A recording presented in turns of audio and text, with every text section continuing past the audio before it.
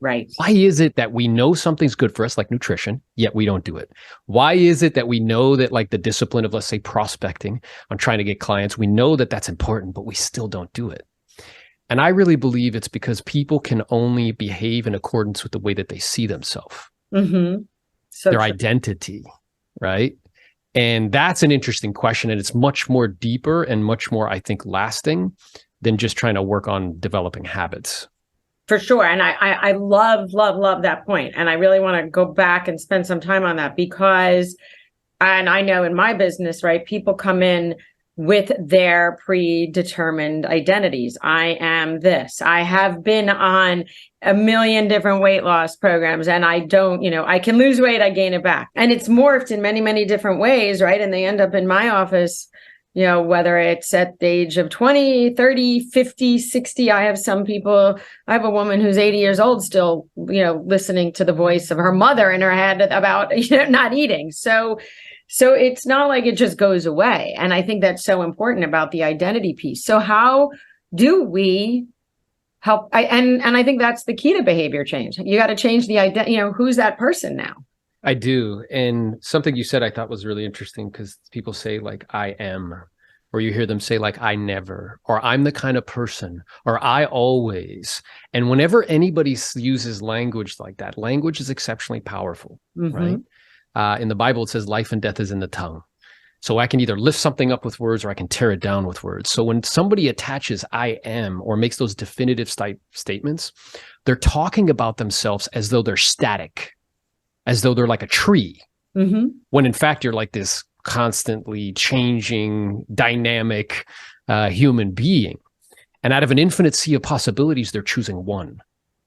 So what they're essentially doing right in front of you, even though they're not aware of it, is they're hypnotizing themselves. Because if they've said it to you in your office, they've said it to themselves thousands of times, right? Absolutely. So it's being aware of perhaps, where did I get that idea from? That's a question I ask people all the time. Like, they'll come to me and we'll talk about, let's say, from a financial perspective. And I'm like, all right, well, where did you get the idea that spending more money than you earn is like, that was a good idea? Who did you watch? Who told you that? Like, who sold you on that being like a good strategy? And and how that story, if it's not something that's brought to the surface and a spotlight of awareness isn't shined on it, it will continue to run in the background like software. Oh, yeah. And then become self-fulfilling. Always. Right? So if somebody's the type of person that's like, I always, yeah, you always, that's going to keep happening to you. I guarantee you that's true. So to your point, now it gets interesting. So if, like, now that I'm aware that it's the self-image, how do I intentionally and purposefully work on that? Yes. Because I think my experience has been with the people that I've had the good fortune of working with and in my own kind of, personal growth and development, is that those stories, there's a saying that says, if you show me the boy till he's 7, I'll show you the man. A lot of those stories and identities are based on kind of these experiences. We get pushed out onto planet Earth and we get bombarded with experiences. And from those experiences, we deduce meaning. So in your example, when that lady's mother said to her, like, hey, you need to eat less, her little 7-year-old brain, or wherever it was, because it's not fully developed yet, took that and gave it meaning, which is, I am fat, or I am not healthy, or I am not good. That's the message that was conveyed.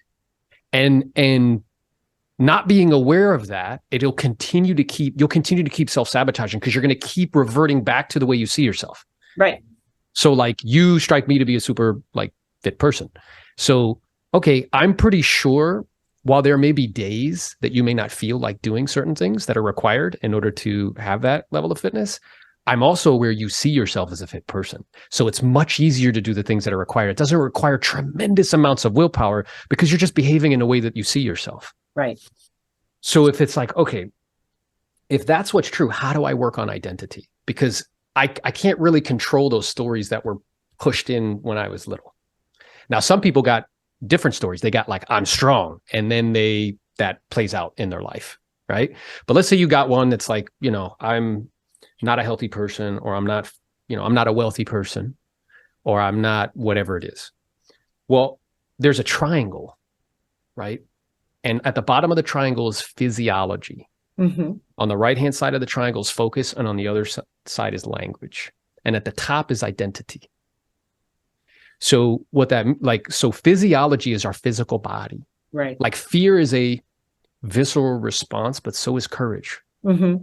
And my body, my nervous system responds to my body. So if me and you like were to get into like some fierce argument and somebody was to pop in and say something hilarious, it would be impossible for us to stay angry. Right. Because my body's like, my nervous system is responding to my body. So movement. Focus is interesting because what I focus on is what I feel, and what I feel is my home.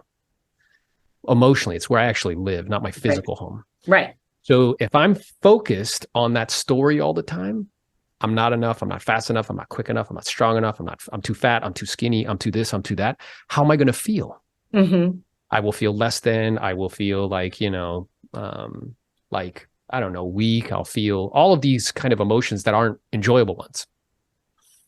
So I have to be intentional about what I'm focused on. And then language, right? Because language is this magical thing where if I told you that there was a being that could say something and make it real, Mm-hmm. you'd be like, that's like divine. Well, that's no different than you saying, I'm the kind of person I always, and it becomes real. Right. Right. Now, what's interesting is all of those add up to identity, the way you see yourself. What's so cool about all the things on the triangle is that you have control over all of them. Mm-hmm. So that means that identity is malleable. I can change it. I tell people all the time, they're like, wow, man, like, you have all these coaching clients, you teach these classes, you do all this stuff. You sold 2,000 homes. I'm like, listen, I made this guy up. If you would have met me when I was 13, I had a butt fuff like mustache and aviator glasses. Like I made him up. But the way I made him up is through physiology, focus, and language. Right. So that's that's a great, that is, I love that. So let's break that down a little, right? How do we then, and I'm sure that's part of the coaching. Obviously we can't do all that now. We're not going to get to all of it, but someone who's listening, who's like, all right, well, how do I begin? Because they're so stuck in that loop of their identity of where they think they are, right? That I'm not enough. I'm not this, I'm not that. I'm a failure at this, whatever that is. How do we get them to even be able to step outside of that to say, oh, okay, I recognize this? Because, the interesting thing is we have a lot of people and we do a lot of that. I always say the work that we do, 80% of it is in that brain, right? It's that mental, emotional, behavioral part.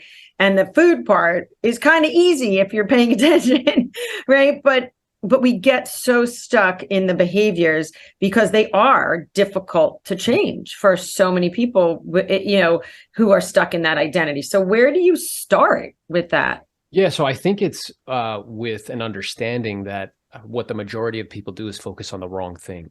Mm-hmm. They're focused on strategy and they're focused on information. Right. And they're imagining that if I compile more information, that's going to lead to quantitative change. It doesn't.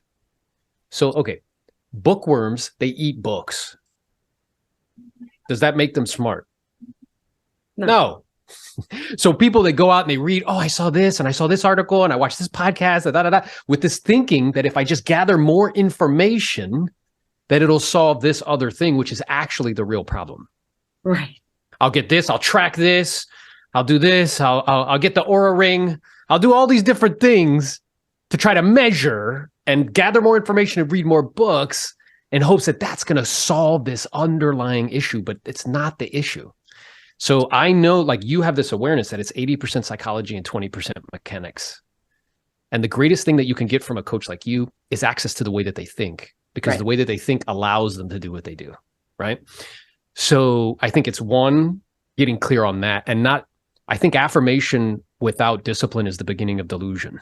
Mm-hmm. Like, to imagine that I'm going to read and watch podcasts and, measure everything, and that's going to like dramatically change my approach to my health or my business, or it's not a realistic expectation. So I think that's number one. And then number two is to shine a spotlight on that, right? Because that likes to operate in the shadows. So one thing I would do is like, hey, what I want you to do, because I'm aware you've told this story a bunch and you know it very well. Okay. I want you to take out a pen and piece of paper, and I want you to write the story that you tell yourself all the time. Go ahead. Just write it all out. And then when you're done, I want you to read it to me, but I want you to read it in a funny voice. Read it like in an annoying voice, like, oh my God. Blah, blah, blah. Because what you're doing is I'm showing you the story, but then simultaneously, when you tell it in a different voice, it seems foreign. Right. It's like different. It's like, whoa, who's that? So that's work, right? In and of itself. Another thing that comes to mind is you could do work where, we have this conversation and we make it very clear, like this is the real issue and we're going to help you in totality. At the same time, we're going to focus here first is to do like chair work. So in one chair, you're the story. So I want you to sit the way you sit when you're in the story. I want you to breathe the way you breathe when you're in the story. I want you to make your musculature the way that it is when you're in the story. Cool. Get into full character. I want you to go full out. I don't want you to half-ass it. I want you to go all the way. And they do. Great. How do you feel? And they report back to you. Well, I feel my breathing shallow and quick. I feel like, Right. Okay, cool. Now I want you to go to the other chair. And in the other chair, I want you to feel peachy keen, hunky dory. Like that story doesn't even exist. Right. And in fact, maybe it's the opposite of that story. How would you breathe? How would you stand? Right? What would your musculature be like? How would you communicate with me? And what I'm doing there is underneath, I'm showing the observer, the witness or the watcher, the one who learned how to walk and talk with no instruction, the one who has the name Meryl, but is not her name Meryl, the one who has a body, but is not their body. I'm showing the observer that you have a choice. There are two stories that exist, and you get to choose moment to moment, breath to breath, which one you're actually interested in engaging in. No, and I love that idea though. That's great, right? Putting someone in that because they're so in their own story so much of the time. And then they're self-defeating, right? They're saying, well, no, but I can't do this because, or I can't do that because. And yeah. And it's funny when people say to me they can't, I'm like, you can't walk on water and you can't fly. When you say you can't, what you really are saying to me is you don't want to. Mm-hmm. And it's probably because it's uncomfortable. Yep. So my intention in pointing that out to you, it's not to be a jerk. I just want you to be clear and concise in your language. Yes. Because remember, language is one of those things that creates identity. Mm-hmm. So let's go back to that. Let's elaborate a little bit, right? So it's the fear, right? They are afraid as much as they're uncomfortable in that identity, right? They're not comfortable in the identity, let's say that they're in at the moment. To go to the other identity and consistently get there or consistently practice these, there's fear there. Yeah, I think there's a few reasons why.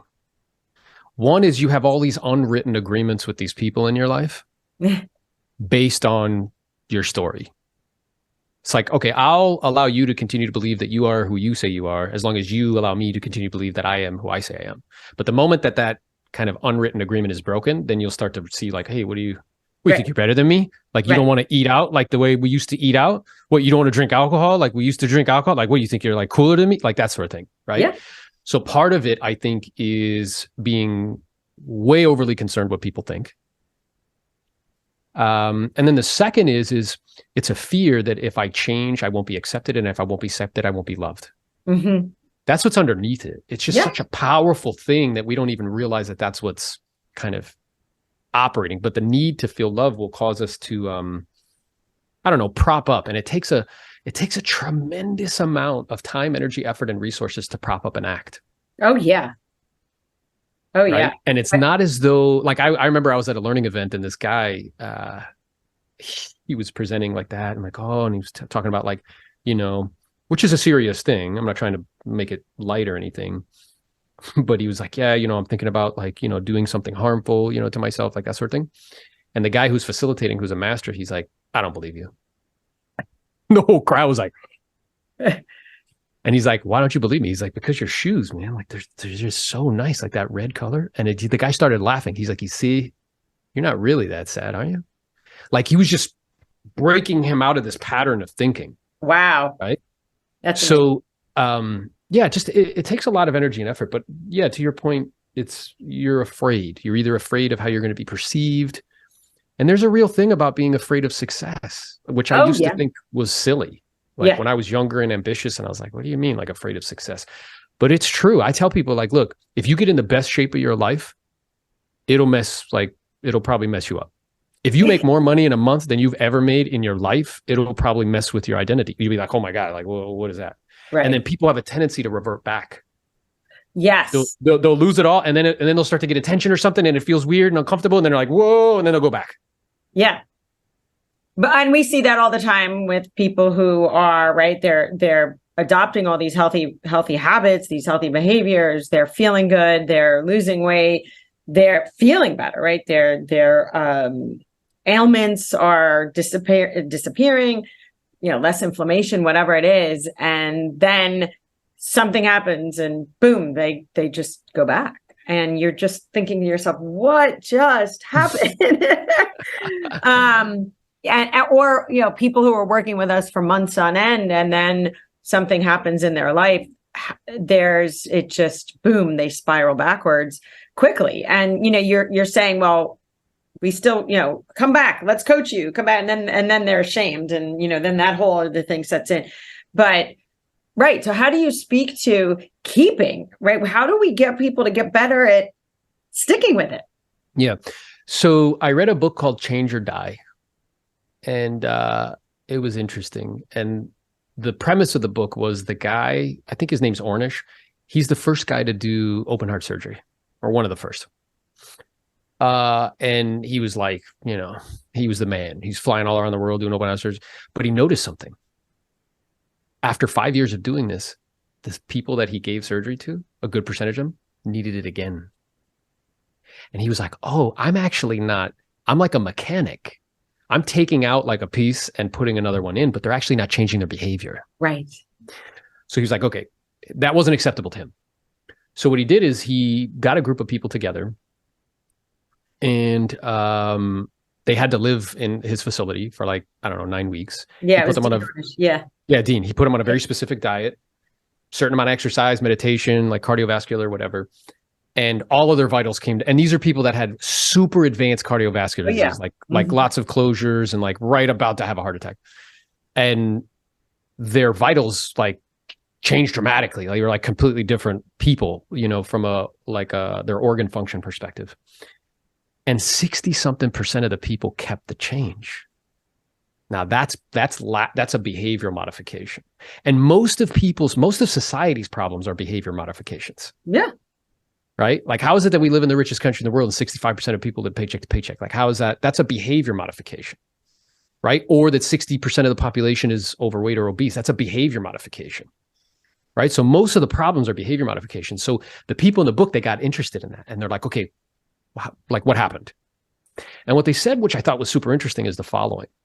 The first is you have to find someone that you can relate to.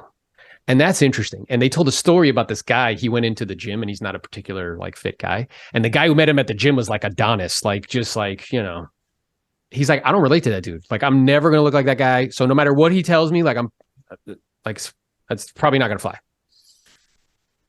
Then he went to another gym, and it was actually a female, and they actually grew up in a similar neighborhood, blah, blah, blah, but he could relate to her.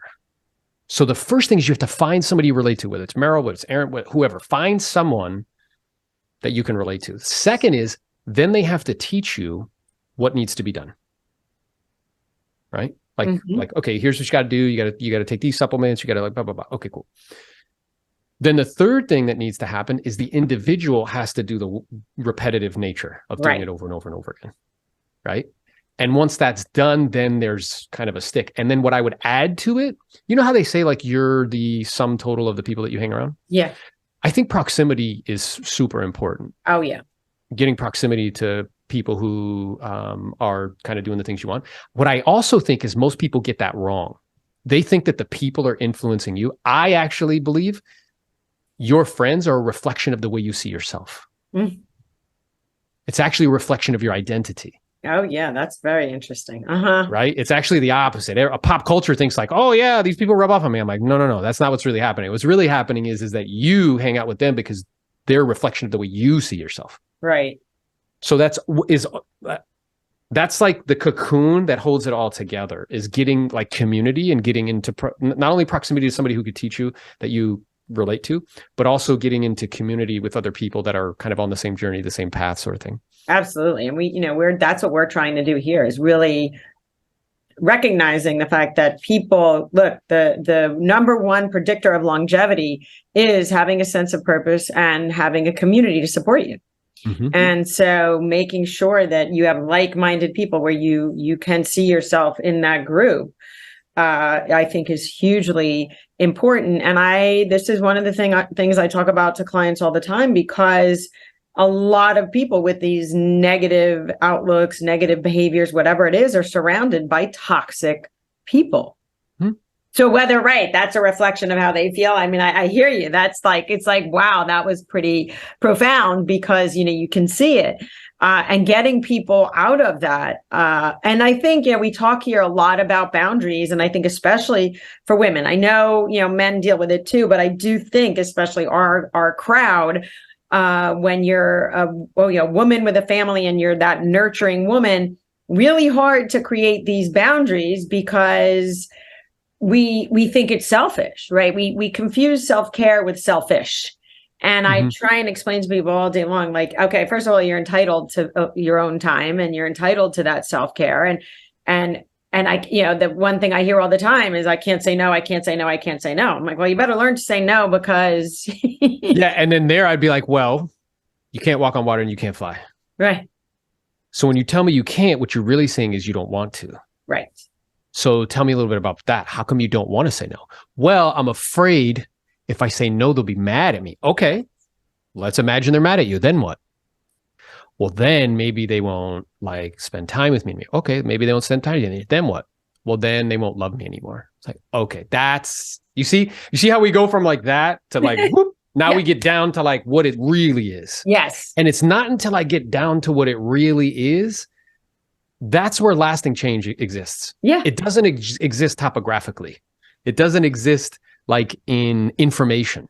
No. It exists in understanding from a psychological perspective, what's really stopping you, what's getting in the way. Because once you can figure that out, then you can unlock internally, and then you can kind of unleash, and then you can, do whatever it is you want to do.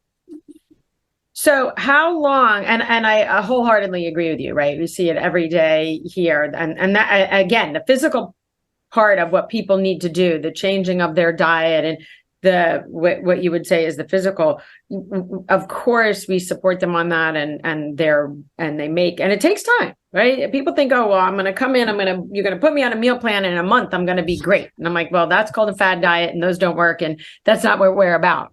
And you think about how long it takes to change just one habit, one behavior. And I think we need to go back to that too. The expectation is, I'm going to do all of these things that, Aaron's telling me to do. And, in X amount of time, it's going to be, going to be great. I'm going to be, yeah. And whatever.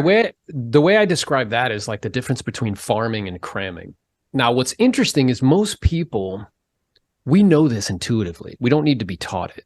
Case in point, it's all right, is having a meaningful, loving relationship with your children, is that a farming process over an extended period of time, or is that a cramming thing that you can cram into a holiday, vacation? Right. Farming. It's farming. Is having a rich, vibrant, dynamic relationship with your significant other, is that a farming process or a cramming process that you can cram in on a weekend? Farming. Farming. Is having a physical body that is fit and kind of optimized and, functions really well and comfortably, and you feel good in your body, is that a farming process or a cramming process? Farming. So what's interesting about this, though, is we understand this intuitively. If I was in a crowd of 1,000 people and I asked that question, they would all answer just the way you did. Right. Yet we live in a society that is constantly trying to tell us it's a cramming process. Oh, yeah. Constantly trying to tell you yep, you could do it in 30 days. I became a millionaire in my garage in a weekend. No, that's not real. Right. Right. So you're in an environment where everybody's trying to tell you that it's a cramming process. What you're becoming involved with, just like in the movie, is criminal activity. I got sucked into it. What you were doing was leading to only a few options, and none of them were good. I would never have thought that I could have ever gotten in trouble for it. I think if someone was to look at you, Sohail, they would say like, wow, here's a guy who's like super polished, super professional, super well dressed. But that's not the case. Is that right? No, that's not the case. Growing up, I had actually a really good life. My dad did very well. We lived in an affluent community. And unfortunately, life took a turn for my family, which created circumstances to the point where I felt when I was 18, I was kind of on my own. My parents were going through divorce. They left me in this big house by myself. And what happens? You have friends. I felt very lonely. I invited my friends over. And I got mixed up with the wrong crowd. Nightclub lifestyle, the people you're becoming involved with, just like in the movie, is criminal activity. And I got sucked into it. It was the worst thing to ever happen to me and the best thing to ever happen to me. I spent 2 years of my life away in prison. And I say that now because I feel like going through what I've gone through, I can actually help people and get them to understand that life's always going to have challenges, but that doesn't determine who you are. And as human beings, as people, part of our job is to take these challenges and overcome them in a positive way. And when you do that, you can show somebody how you did it. So then when they're going through that same challenge, they have somebody that can help them through it and know that there's always light at the end of the tunnel. I really didn't think I was doing anything wrong, truly. As I said, I'm not an angel. I've done a lot of things wrong. This was one thing I just didn't think I would ever get in trouble for. And at the time, there was mandatory sentencing guidelines. And so they sentence you based on what they think that you had in your possession, right, et cetera, for any controlled substance, which is what I got in trouble for. And originally I got boot camp. And it was going to be 6 months boot camp, 6 months halfway house, 6 months house arrest. So total of 18 months in somewhat of a confined area. The problem is that having never been in trouble, unfortunately, I became very suicidal. I got to the point where I attempted suicide, but it didn't work. But at the time, so my charge at the time wasn't as bad. I just had to, I had to go to boot camp. But for me, I've never been in trouble, so it was the worst thing that's ever happened to me. So I thought to myself, because I was going to self-report, meaning that I would fly to Pennsylvania, just turn myself in to the boot camp and go through my boot camp. Well, I had this bright idea, which is, I'll end it, and then I don't have to go, and I don't have to worry about booking a plane ticket to Pennsylvania. So silly me, what I did was I attempted it, and it didn't work. So I didn't turn myself in, which was on a Friday. That Monday, I had to call my attorney and tell him that I didn't show up to my prison sentence, my boot camp sentence. And so what ended up happening was that boot camp sentence turned out to be a 2-year sentence because I didn't turn myself in. And then I had to go through the federal prison system. I saw the worst of the worst, and as good as it can get, I think I had a chance to deal with that as well. So a total of 18 months in the prison, in the federal prison system. And then I had 6 months of halfway house, which I finished up in 3 months and, then was on parole. And it was the best thing to ever happen to me. It was, miracles come in different forms, right? Looking back, my charges actually weren't that bad for what they charged me with. I ordered supplements from a bodybuilding website, and I never got caught with anything. I didn't think I was doing anything wrong. What ended up happening was I was getting phone calls from federal agents. I thought it was someone screwing with me. I'm like, they're like, this is so-and-so from the DEA. We want to talk to you. You're not in trouble. And I would just, I would say something and hang up because I couldn't believe it, right? I'm like, this is someone playing a game on me. Until I got a phone call from my attorney. And he said, hey, you need to come to my office. I need to talk to you. And I said, why? And he goes, well, the feds want to indict you because you've been buying drugs from these two guys. So, I was in shock. I mean, my throat fell into my stomach. I couldn't believe it because I took it as a joke until then. So I went and talked to him, and essentially what was happening was the agency, the federal agency, busted these two gentlemen that were running the website, which was called Best Buy Supplements. They sold bodybuilding supplements, and they also sold some things to help with like fat reduction and growth hormone production, et cetera.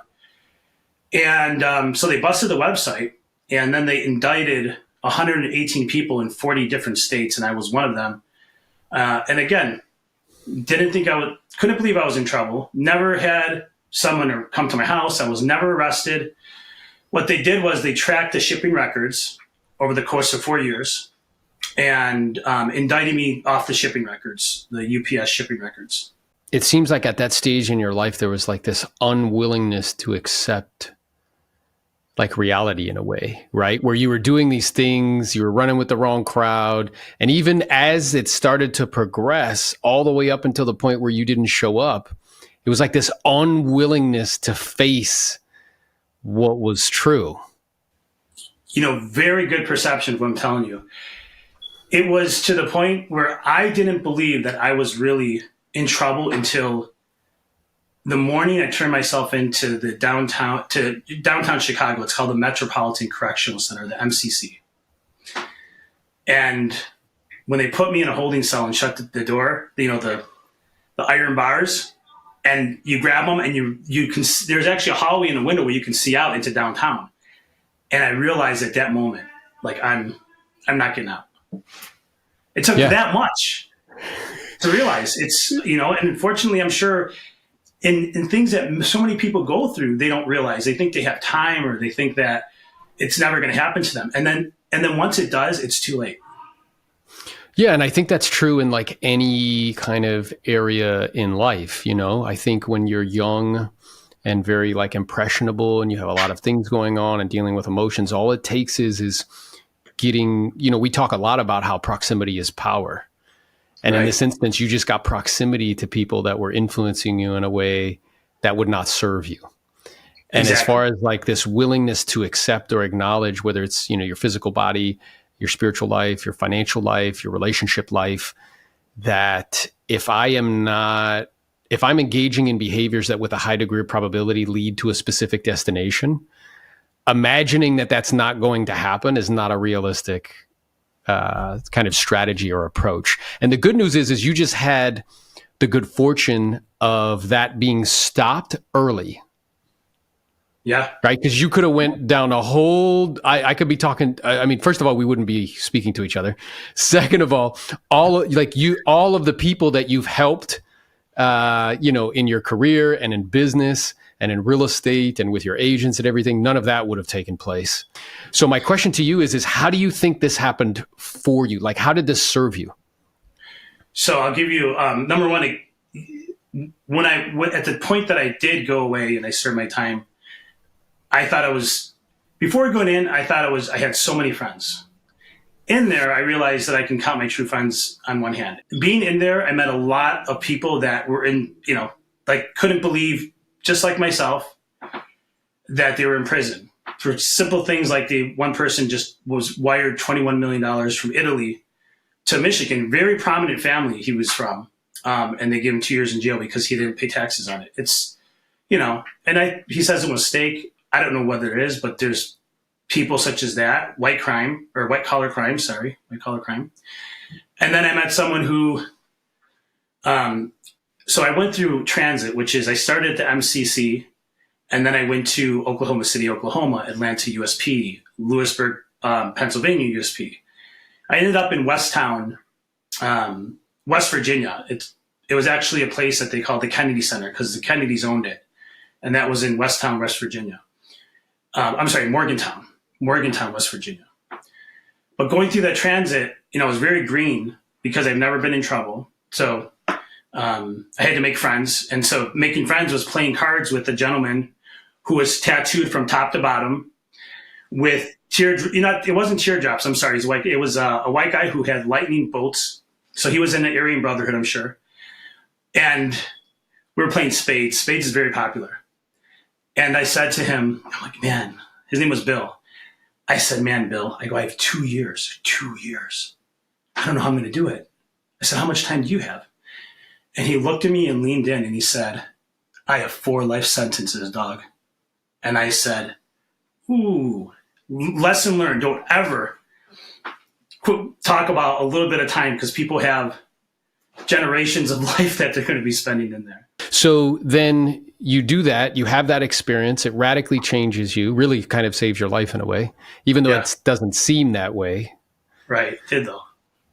but it did. And then you got out and you're like super appreciative of time, of like simple things, like going for walks, like having the freedom to be able to do what you want with your physical body and, you know, hang out with who you want and eat what you want when you want. And you're also very, very ambitious. So talk a little bit about at that point, because you're an entrepreneur at heart, like what did you start to do? So, you know, in there, I met a lot of amazing people, made some incredible relationships. And in doing so, I met a father and son who were in there. They're from Ohio, and incredible story. You know, they were put in there for basically, they found a way to create their own lottery. But I won't get into detail on that. But very, very wealthy people. They talked to me a lot, became good friends with them. The son, 23 years old, was doing very well in real estate. And then so I'd spend time with him. I'd pick his brain and I'd ask a lot of questions. And so he would tell me about working at a title company and doing title searches, mortgages, flipping properties, etc. I didn't have any idea of what he was telling me other than the fact that I had my notes. And then when I get out, I was going to start researching it. So that's all. Because I was never really a real estate person. So when I did get out, I didn't know what I was going to do. Another friend of mine, who was like a big brother to me at the time, said that his wife was doing mortgages. And he's like, you know, you should do mortgages. We had a mutual friend who was a young guy. I think he was 21. He opened up a mortgage company. And so that's where I went to. And it was an hour drive for me to get there. I didn't know anything about mortgages. So I sat for 3 months. I sat not making a single check. Didn't know what I was doing. But sticking around and being a fly on the wall, you eventually start to pick things up. That's awesome. So you figured out the kind of mortgage aspect of the business. And then what caused you to then make the kind of jump or leap into residential resale? Yeah, great question. So I got my broker's license while I was working for this gentleman's mortgage company. And then I had one client. And then an opportunity came up. So by that time, I had probably done a couple different refis or finances and purchases. I wasn't really working on the broker side. And then a mutual friend introduced me to what my future partner in business at that time would be. And we opened up, he had a mortgage company that he was in the midst of opening. He needed help. We partnered up. And so then we had a mortgage company. Fast forward to 2007, things start changing, right? And so eventually what happened was I sold my shares back to him. I just wanted to get out of it. It's not like I made any money. And I started focusing on the real estate side. Why? Because we're on the mortgage side. When something goes wrong with, you know, it doesn't close on time, you're the one to blame. So that was a little bit frustrating. But the second thing was it got to the point where the prospective clients that we were working with were rate shopping so much that we were fighting to keep 1%. Where the real estate agents, I'm like, man, look at this. You know, I'm fighting and struggling and we're working on financing and we're struggling to fight for 1% of the transaction. And then I would see the real estate brokers. I'm like, these guys just show a couple houses. They're guaranteed 2.5%. They're done. I'm in the wrong business. Yeah. Yeah. So it sounds like the mortgage, because I know, you know, I started in 2006. So our kind of time of entry into the business is similar. And in 2007-8, mortgage industry starts to change dramatically. And you were noticing from like a profitability perspective, you're like, man, we're here trying to create miracles to get 1%. And here these agents are doing deals. So I'm wondering, you had a lot of kind of technical knowledge of processing transactions, you know, from the mortgage perspective. What was your experience when you got into real estate? Did you just hit the ground running and you were off to the races? Or was that like a whole nother thing you had to learn? You know, we were, because when I still had my mortgage company when I started really using my broker's license. And then we got into some condo conversions, which did really well because we pretty much listed them. We brought the buyers through who were investors. We were financing them and we were getting a piece of the profit. And then I slowly transitioned because the market crashed, right? I ended up partnering up with some other gentlemen in a company that it was a real estate firm, but given the time when the market crashed, we were focused on rentals. And then sales started picking up again. So I said, you know what? I want to focus more on sales. I brought a small group of people. We shut down our company. We brought a small group of people over to a big brand name, a well-known brokerage. But I was still stuck on like trying to do rentals. And the funny thing about rentals is that there's not a lot of loyalty. It's a lot of running around. I know I needed help. And I was on a phone call with one of my friends. I needed an ear, someone to listen to what I had to say and get things off my chest. And he basically told me about a real estate coach. And he's like, you got to call this guy. And I'll tell you, Aaron, like the value of a good coach in one phone call, that coach helped me to decide if I should shut our company down and merge or if I should, keep going. And it was a 10-minute call. He gave me the right advice. After that, he taught me I never really prospected before. So he taught me how to prospect. He taught me how to provide better service, how to manage my schedule better. And then, slowly he tried to help me build a team as well. It's not the kind of trip to the beach that I was picturing, but Memorial Weekend is different for me, but Oh, I don't know what. I think we're swimming out to those ships out there. Whatever it is, let's do it. Getting ready, bro. Getting ready to get in, face our fears. The first evolution is going to test a couple things. It's going to test somewhat endurance as we're going to be swimming out, but it's also going to test courage, being able to overcome something that you probably haven't done before. So what we're going to do is we're going to head out, tread for a couple minutes in a certain point, and come back. Just be mindful, safety precautions. There's sea life out there. Just be mindful of what's in the water. So you feel something next to you, whatever else, no need to splash around, no need to kick. It'll go away. Stay together as a group. The purpose is to overcome fears. It's showing us that we can adapt and overcome anything that's thrown our way. Water at night, something in your life, personal life, doing something work-wise. Is being able to overcome a challenge and fear that you haven't anticipated before. Each of us are going through an evolution, and we're attempting to do things that are very uncomfortable, whether that's speaking in front of groups, whether that's moving away from actively selling real estate and be like, I can't fucking do that, I don't know. Going into the dark water is the equivalent of moving into a space that you're not 100% certain that you know what's gonna happen. But instead what you have to do is just trust yourself and trust the people that are around you. You see this like raw power of like nature? You see that lightning storm and that same electricity that's happening right there, the same electricity Whoa. Fuck, that was a good one. that goes through your body every time you have a thought, every time you wanna move. I'm sure a lot of you guys had your reservations about coming out here and what could happen or what if could happen. And now we're out here and it's actually a good time. A lot of times you expect something to be a lot worse than it actually is. originally I didn't want to do it, and I felt a lot more comfortable with people. That was an understatement. I was trying to find every excuse to bail out on it. And sometimes you are doing something new where you don't know what it's going to look like. And once you actually do it, it's like, oh, that wasn't that bad, or that was a piece of cake. Would I do it again? Probably not my choice. You were like, hey, if I had to do this myself, I wouldn't have done it. It's true. I wouldn't. I was watching you like start to talk yourself out of it. You're like, and he looked at me like, bro, really, bro? Well, I'm glad you did. Yeah, I'm glad I did too. Good job. Good job, everybody. Good job. So I shut down the business. I gave away all the listings, all the pendings. You got mindset issues? I don't know, is this the thing? Set one appointment a day, they disappear. Before you came in today, I sold 25 bagels.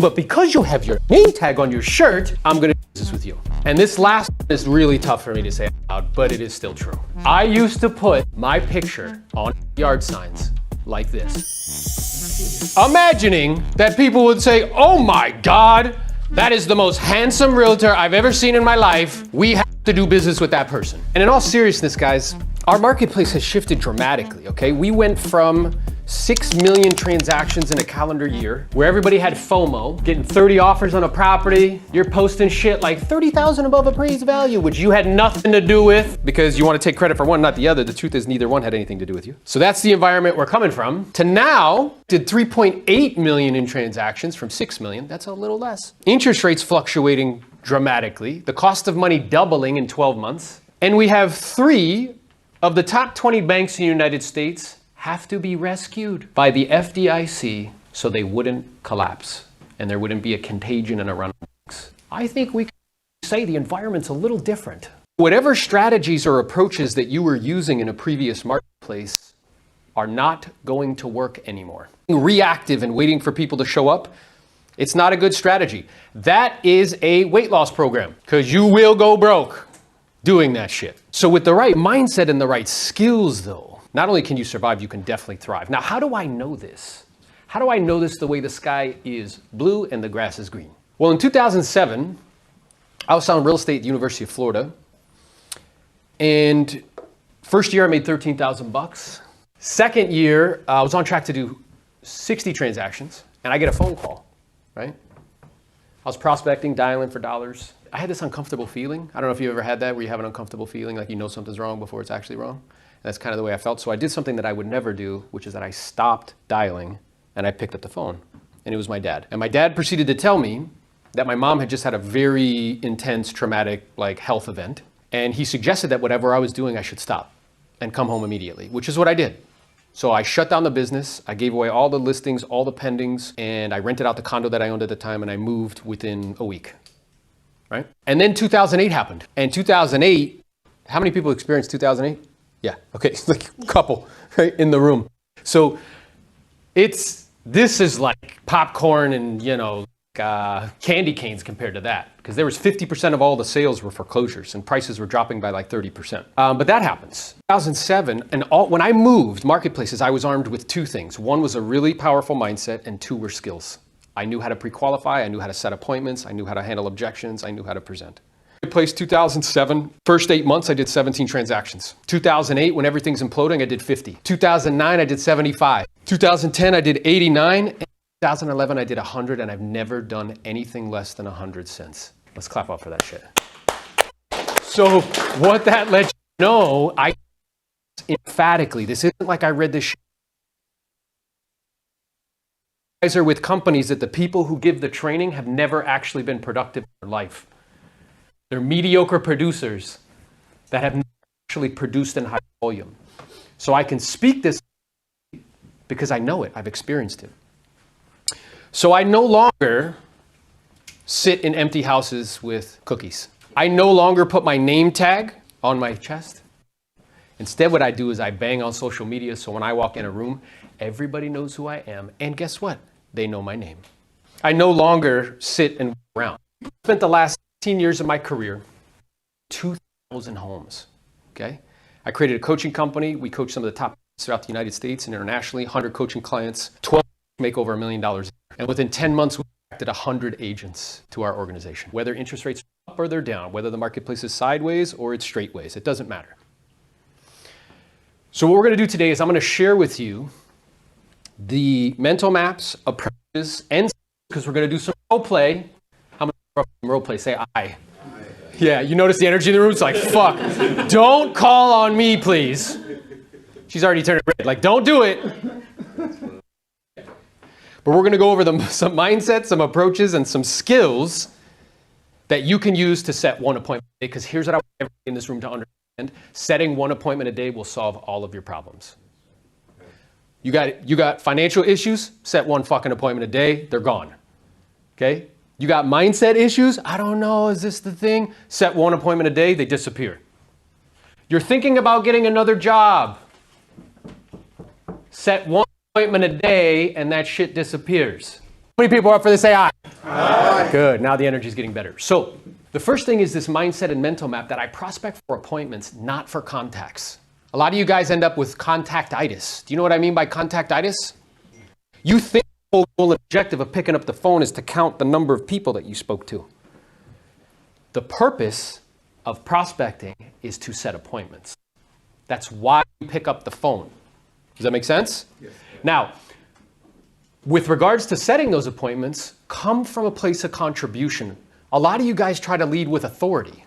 You say things like, well, your home was on the market, I sold 15. Can you imagine if you went to the bakery and they're like, hey, you know this, but before you came in today, I sold 25 bagels. You'd be like, you'd be like, is this fucking guy serious right now? Like, what is this? Why do we do this? You know why we do it? Because we're insecure. That's why people lead with authority, right? So coming from a place of contribution, there are people out there that need our help right now. Death, divorce, job relocation, moving to assisted living facilities. Our job is to go and find them. While we're prospecting, it's not like, how can I get what's for me? It's more like, hey, how could I find somebody that I can help and serve? Does that make sense? Also find out how you can add value. So what are some of the ways that you could add value to? Helping them get what they want. Yeah, Honestly. good. Helping them get what they want. How else can we add value? Look at this gentleman giving up a seat. That's what I'm talking about. He did it first. Oh, okay, good. He led the way. Way to go, team. How else can we add value? Provide information. Okay, information. Now, here's what's interesting about information. Do they have access to all the information that you do? Yes. Somewhat, they do. For the most part. And then this authority thing, really stop trying to do that.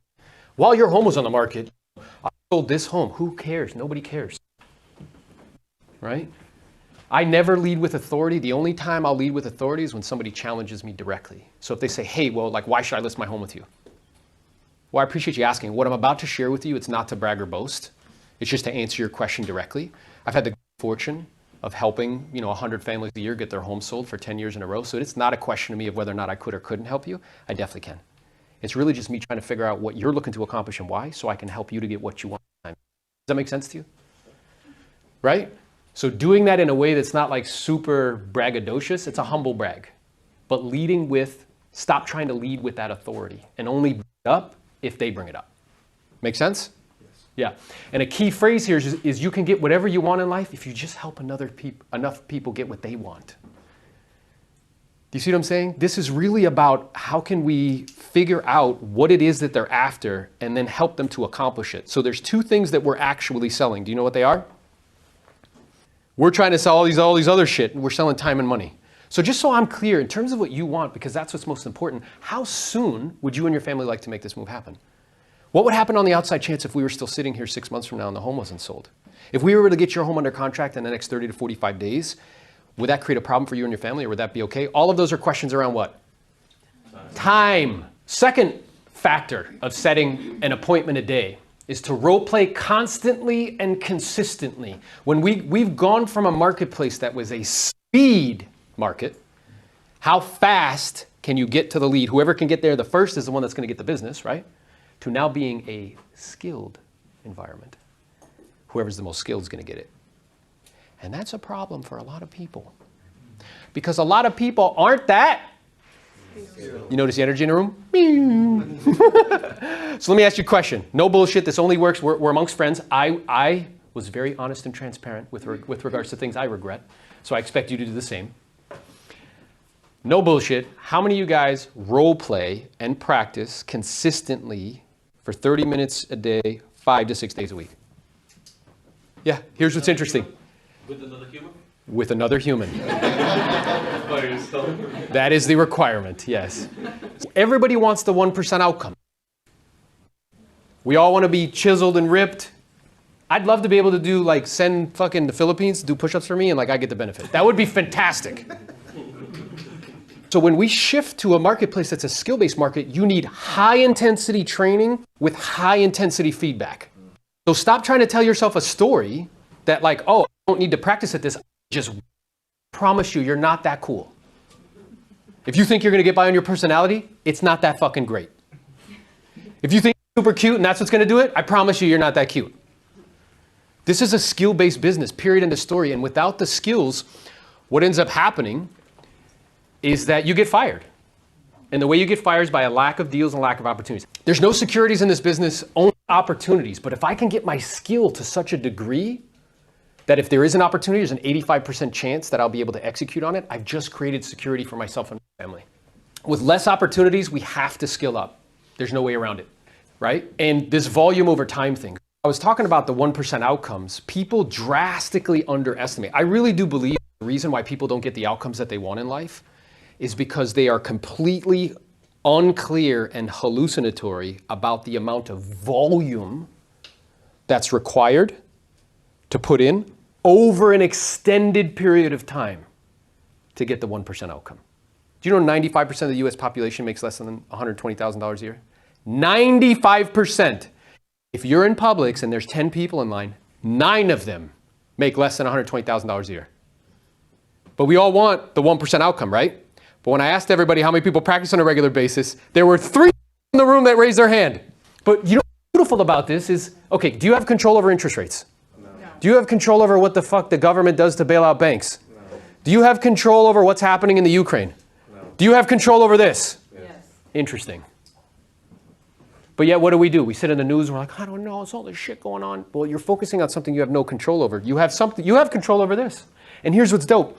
The most skilled people in any economic environment are always in demand. The unskilled ones, you know what they do? They're at the whim of the market. Marketplace is great, they make a bunch of money, post on social like they're hot shit. Marketplace is bad, they have to get another job. Do you see? Mm-hmm. Skills is what equals it out. I personally role played twice a day, 6 days a week for 3 years.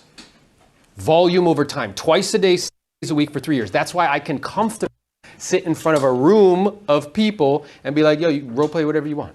So if you want to get paid like a professional, you need to practice like one. Next point, setting 1 appointment a day.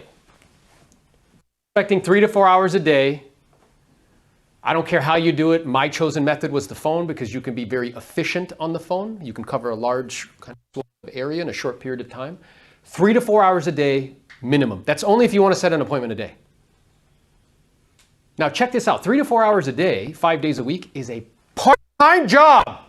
So why do we treat this not like a real job? Why do you think this shit is optional?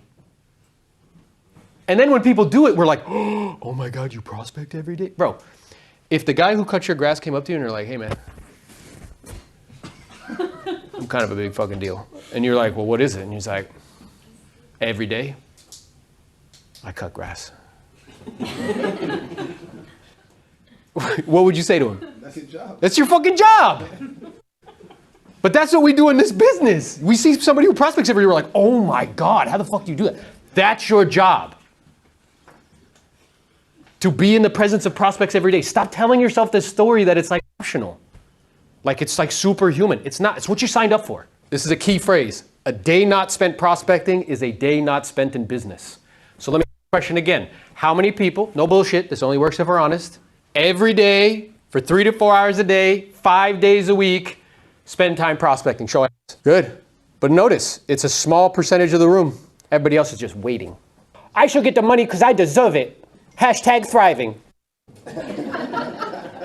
Next thing we need to do. 2-a-days. I know, he's squinting. What does 2-a-days mean? I know boy knows what 2-a-days are. So you played collegiate football, right? Yeah. So what does the word 2-a-days mean?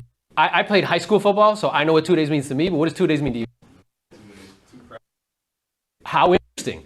And I'm wondering, so the first practice, you know, it's probably in the morning, a little crispy. Second practice, though, what is that one like? Dreadful. Why? Because I'm already tired. It's hot. I got to put on that I had on like 5 hours ago, right? And then we got to get after it again. So if you want to set 1 appointment a day, 2-a-days would be required. Now, what do you think by 2 Twice a day. Not 2 a day. If I have a minimum standard. This is what I'm going to do. And if I don't have an appointment, it's better.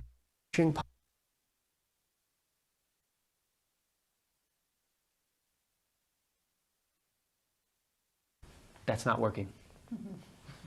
That's what I tell my wife. Right? Yeah. It's not working, dude. So 2-a-days. So the question is I had a mentor one time say to me, I'm like, hey, this is what I want. I want to make $1 million a year. I want that. He's like, interested in that or are you committed? And I said, what do you mean? What's the difference? Where if you're interested, what'll happen is that you'll use all of these excuses as to why you're not able to do it. So you'll be like, you know, my dad was a furniture repairman. I had this shit that happened, the economy, interest rates, like all this stuff. You'll use other things as excuses. But if you're committed, you'll do whatever the fuck needs to be done in order to get it done. In order to play collegiate football, did you have to be committed? How many sacrifices did you have to make to do that? Time, energy, effort, resources, right? Say no to things other people were doing at the time. And here's a key phrase, write this down. I do not stop when I'm tired, I stop when I'm done. Focus on the opportunity, not the obligation. So there's $50 million in commissions every month being paid out. That is the opportunity. What you guys focus on is the obligation. You tell yourself, I have to do this. Whenever I feel like trapped or I feel like constrained, it's because I'm focused on the obligation, not the opportunity. This is a recession. I can't buy the Christmas presents I want. I'm like, no. I have never in my life seen anybody in the United States sit online for 6 hours to get rice and beans and people with machine guns there to make sure people don't freak out. Or go to a school that has barbed wire and like 16-foot fences. You get to stand in air conditioning, blah, blah, blah, hop in a couch, blah, blah, blah, some more, scribble, scribble, and make 10,000 bucks. And then Brian, you did something that was pretty dope, is that you, how much does it cost to put a kid through school for a year? Like $200. $200. Guys, this is the opportunity, man. Focus on the opportunity. Look, key phrase, write this down. I don't have to, I get to do this. I don't have to do anything. I get to do it. This is a privilege. And the way that I perceive this is if I don't make the most of this opportunity and get my shit together and be organized and disciplined, it is disrespectful to all the people who don't have the opportunity. That was good. Thank you. I'm glad you liked it. So now we get to the fun part. So one of the things that are critical if you want to set an appointment is to learn how to overcome common objections. Okay? So I want you guys to say to me, what are objections that you hear all the time? You're calling people, what are they saying to you? I'm just browsing. I'm just browsing, just looking. Okay, good. What else? You guys call me every day. You call me every day. Okay, good. What else? I love it when people call me a name my mom didn't give me. That's good. Wrong number. Yeah. What else? Wrong number. Wrong number. What else? Commission. Commission. Your commission's too high. Okay. What else? Have another agent. Have another agent. Love that one, don't we? Yep. What else? If you really knew me, like really, really knew me, you would know in my first calendar year of selling real estate, I made a whopping $13,000.